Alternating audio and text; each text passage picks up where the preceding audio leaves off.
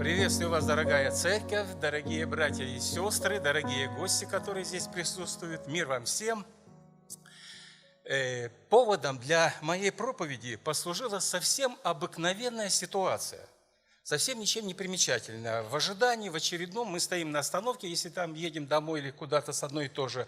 И у меня такая удобная развязка на Васильевском, что 10 минут, это для меня очень-очень много и долго. Там другой раз бывает еще светофор запретный, говорит, для пешехода, а уже автобус ждет. Но в этот момент почему-то не было автобусов. Их там 4 штуки, ходят с разных улиц. И где-то минут через 20-30 во мне стал появляться ропот. Я сначала роптал, потом возмущался, потом что-то начал уже злиться, возмущаться. Во мне все забурлило. Я был защитником всех стоящих на остановке. Я обвинял в картельном сговоре городской транспорт с маршрутками, потому что маршрутки ходили, и люди, которые торопились или опаздывали, вынуждены были ехать, а это дополнительные расходы. Через какое-то время до меня стало доходить, что я всю эту ситуацию воспринимаю по плоти. Не по духу, я не молюсь, не прошу у Господа мира в сердце, я не прошу долготерпения, я только весь такой бурлящий вулкан, и вся эта моя забота о всех, которые там стоят на остановке, это лишь такая отзыв моей плоти, лишение комфорта. Я привык быстро перемещаться, а тут мою плоть решили комфорта, и она у меня забурлила и почувствовала дискомфорт, и это все вылилось в такое состояние мое. И я эту проповедь свою назвал «Восприятие различных обстоятельств по плоти и по духу».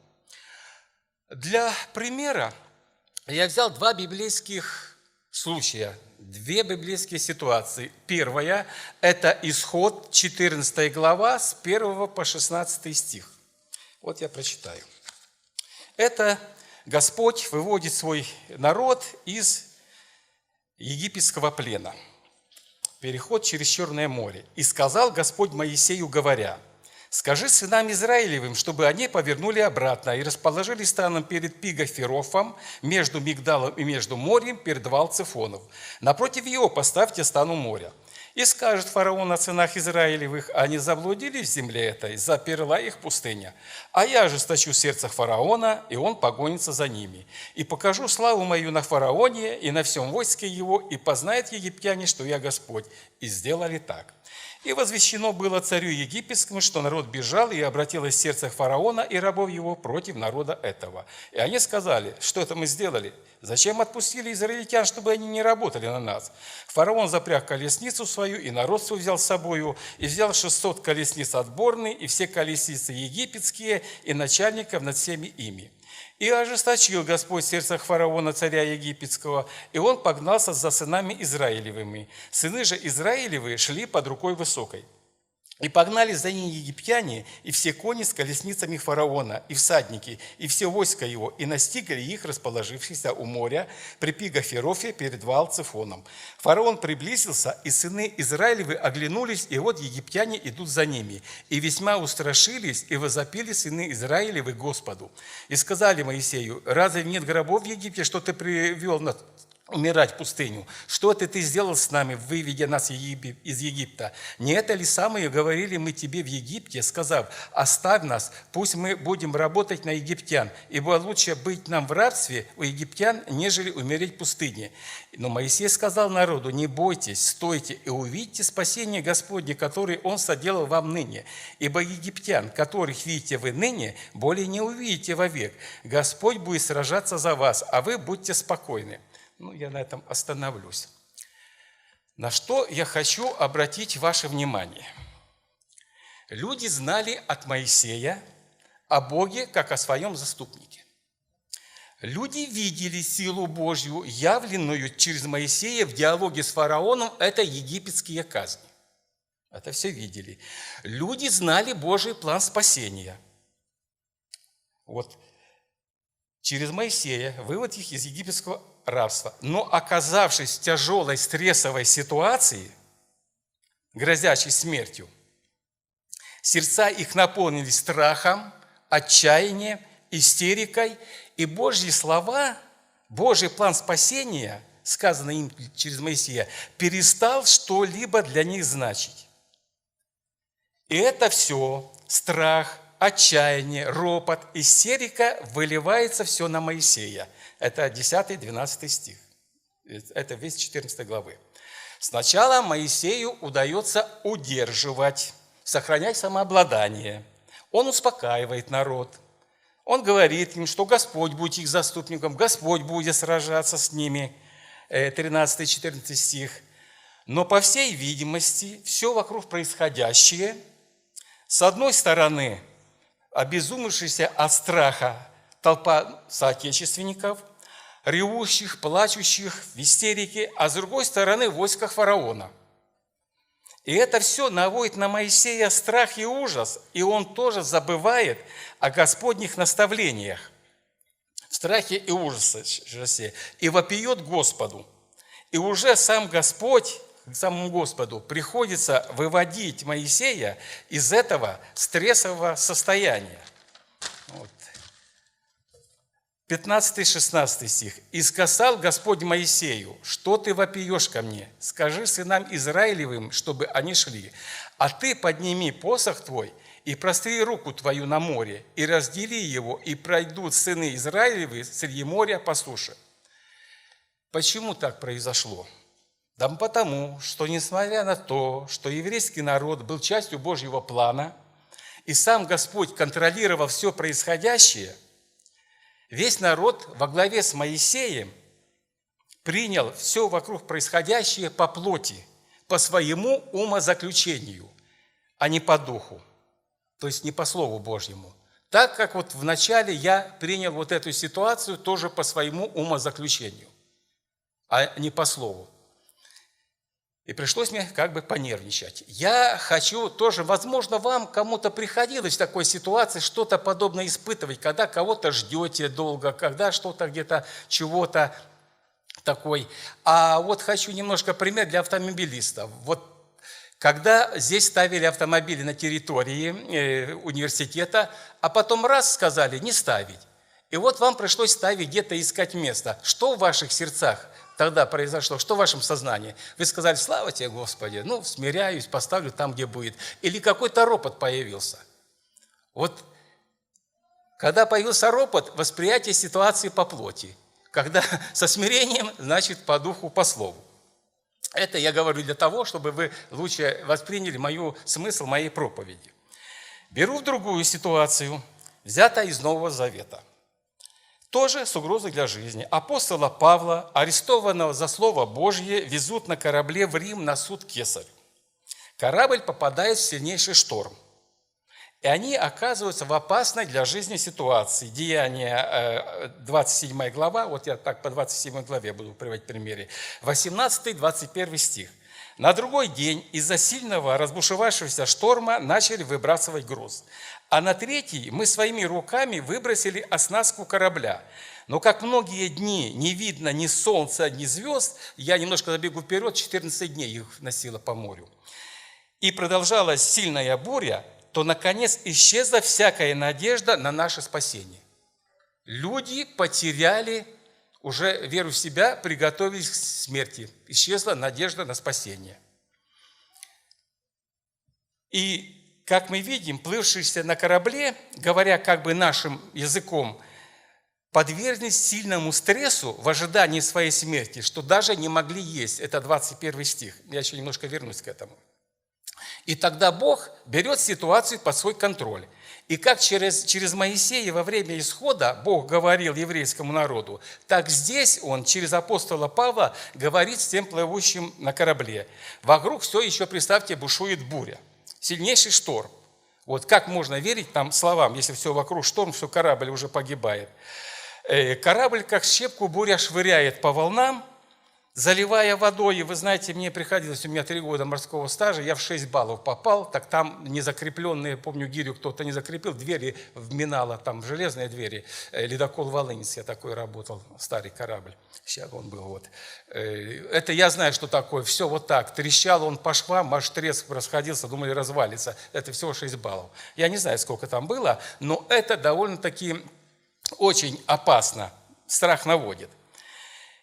И апостол Павел обращается к плывущим на корабле, 22-26 стих, 27 главы. «Теперь же убеждаю вас ободриться, потому что ни одна душа из вас не погибнет, а только корабль. Ибо ангел Бога, которому принадлежу я и которому служу, явился мне в эту ночь и сказал: не бойся, Павел, ты должен пристать пред Кесарем, и вот Бог даровал тебе всех плывущих с тобой.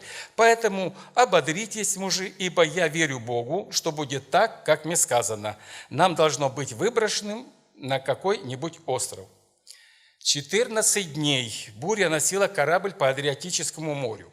Люди все еще были в состоянии стресса и ничего не ели. Не ели, я потом почему. Пища была доступна всем, даже узникам.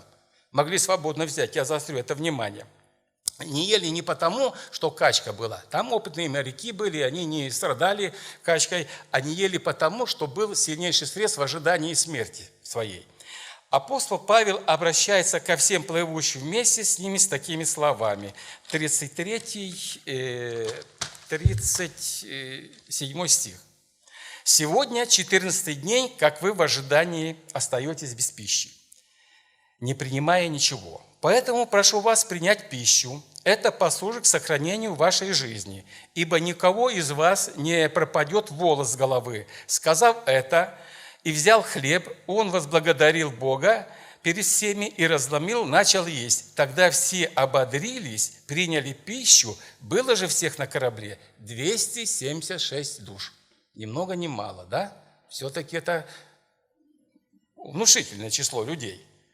И, судя по этим стихам, плывшие с Павлом поверили словам Господа, сказанного через апостола Павла. Это во время бури, это можно сказать: ты что говоришь, ты видишь, что вокруг творится, а ты какой-то бред несешь нам тут про спасение. Но они поверили о том, что они останутся живы, они ободрились и приняли пищу. Сложившуюся ситуацию они приняли по духу, то есть по слову Господа, сказано через апостола Павла, а не по своему умозаключению, не по плоти. По своему умозаключению они уже приготовились к смерти. И когда корабль прибило к острову Мелит, и корабль сел на мель, то казалось, что все, опасность позади. Казалось, спасены. Но не для апостола Павла. 42-43 стих. «Воины решили были умертвить узников, чтобы кто-нибудь выплыл, не убежал». Понимаете, здесь узников, потому что он не один Павел был. И на этот хороший пример с пищей, потому что даже для узников, казалось бы, там, он бы сказал бы: идите, принесите мне пищу, я вот. Но он взял, то есть это было в доступности, но был такой стресс у людей, что они уже готовились к смерти, что... И непонятно, что хуже было, утонуть или погибнуть от меча. Да? Казалось, вот спасение, а вот тут уже собирается убить. Но вся ситуация под Божьим контролем. И Бог через сотника удерживает воинов от этого замысла, и все остаются живы. Сравнивая эти две ситуации и подводя итог и делая вывод, можно увидеть, да, что даже находясь под Божьим водительством, можно в каких-то непредвиденных или стрессовых обстоятельствах легко поступить по плоти, принять решение, то есть по своему умозаключению, а не по Слову Божьему. И для этого у нас есть все предпосылки.